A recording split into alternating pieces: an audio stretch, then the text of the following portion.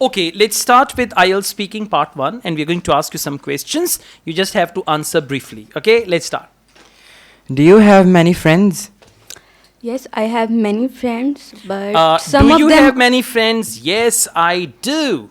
And then speak on. Yeah. Do you have many friends? Yes, I do. I have many friends, but some of them are very close to me because we are friends from childhood. We have been friends We have been friends since childhood. Since childhood. So to answer your question, I have a very good circle of friends. Conclusion is also a must. Okay. Right? Good. Yes. Are you getting confused? No. No, just relax. How do you communicate with your friends? Mostly, I talk with my friends. I talk. I talk with my friends on cell phone, on messages, on emails. Mostly, I use WhatsApp to talk to them. Okay, that's right.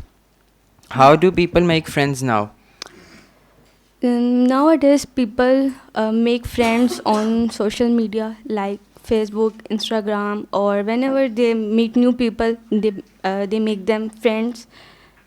All right, that's good. Would you like to make some new friends in the future? Yes, I like to make friends in. I would like. I would like to make friends in future.